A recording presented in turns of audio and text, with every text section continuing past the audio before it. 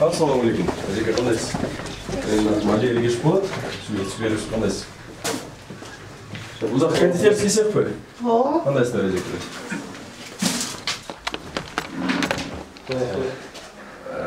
Мен ойлогондон да башкача атмосфера болуп атат бул жакта.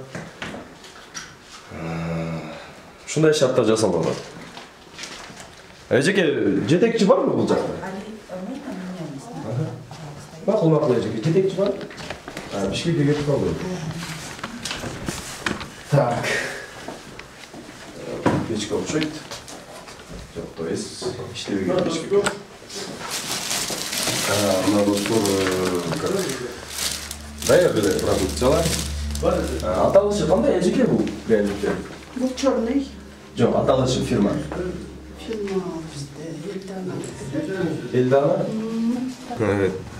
Эжеке, мындай техникалык коопсуздукту жетекчилер карап береби негизи силерге? Ооба, карап берет. Да, мен мисалы билем да, күнөө силерде эмес. Ооба, биз Силер эми жөн эле рабочий жүз дегенде да мындай шартта көрүнүш келет. Карасаңыз, аябай бир башкача көрүнүш да бул. Тем более мына строительный сеткалар. Канчада бир уборка болот бул жакта? Күндө. Күндө. Ооба. Күндө уборка болот экен.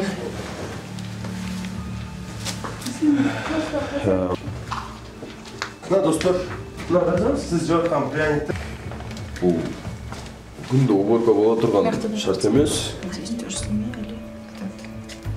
Элдана деп айтышып атат. Бул фирманын аталышыны албетте бул фирманын жетекчиси көрөт. Өзүнүн элине мынтип тамак берген аябай начар көрүнүш. Достор, мен бир нерсени айта кетейин. Мага көп айтышат да, мындай мөөнөтү өтүп кеткен пряниктерди кайра иштетишет деген сөздөр жүрөт. Эми ал канчалык деңгээлде мындай ишенимдүү маалымат мен билбейм. Эжеке, мына эмне үчүн?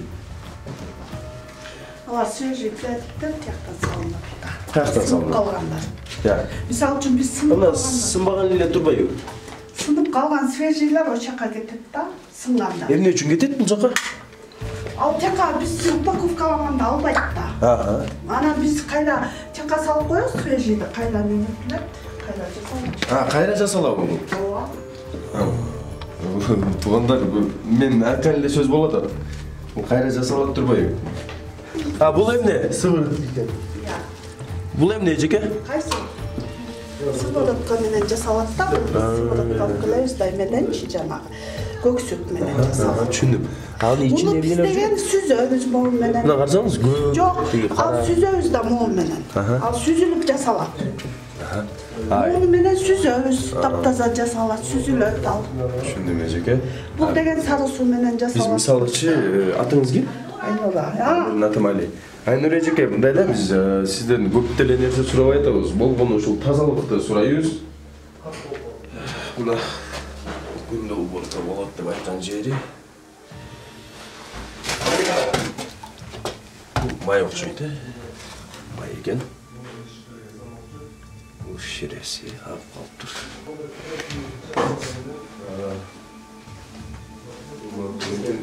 Бул нерселерди бул менин сөзүм, менин оюм да. Жанагы бачокто турган эле пряниктен бирөөсү окшойт да. Кайра жасайбыз деп айтып атпайбы?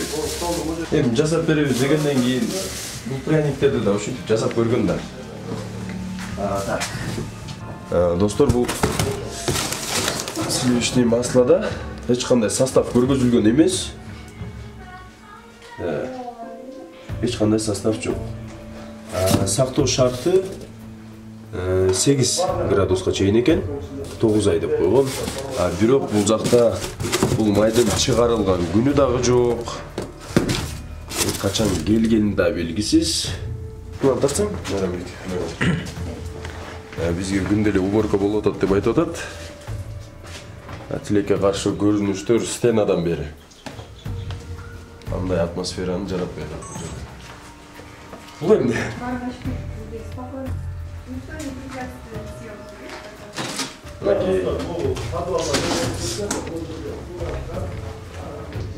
Бул жакты тастайм да.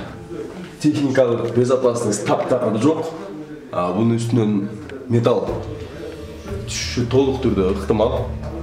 Жанагы жарыктуулук же болбосо мындай цехтин жасалыш шарты деген сөздөрдү бир четке сүрөлүп, болгону бул жерде тазалык жөнүндө кеп кылып атабыз азыр.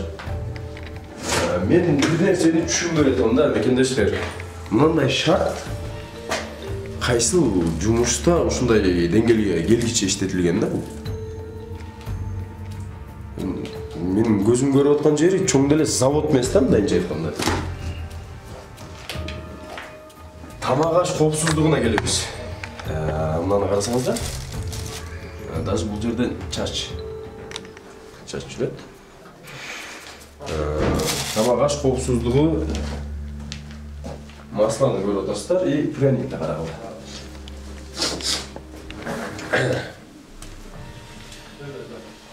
Кыскасы жаман көрүнүш. Бул май азыр коробкада турат, бирок жерде турат.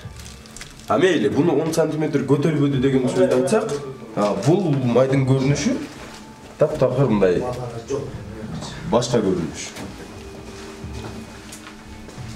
Мусор экен.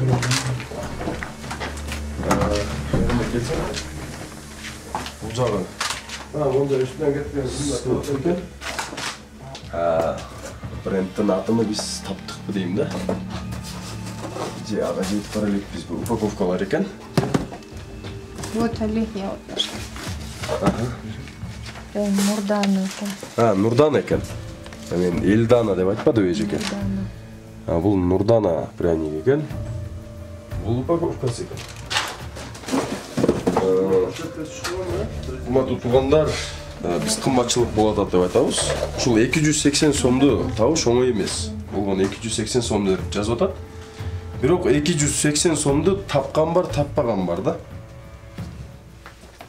Анан кыйналып тапкан акчасына мындай тамак ашты саткан жакшы эмес. Вот гараж. Ачык эле гараж да.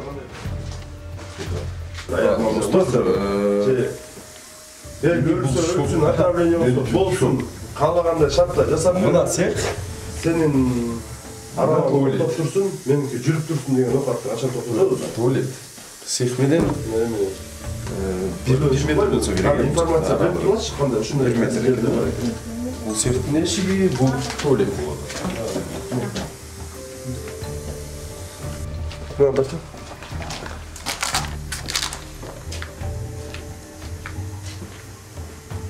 Эжеке общий ölçüp салдыңыз бе? Söylетіп бәрін мәнестер светті жүріп салышты. Санап станция, мен ара отырасың. Тура нерсені айтты, санэпидемнадзор. Санэпидемнадзор, сілер қарағыла емес. Негізі ушундай көрүнүштөр бар экенин билесиздерби? Кабарыңыздар бар ма бул нерседен? Биринчи ошол суроону берели. Санэпидемнадзордун кабары барбы? Каракол шаарында ушундай көрүнүштөгү цехтер бар экенин. Мен бұл суроону мындай түз эле ошолорго узатам да.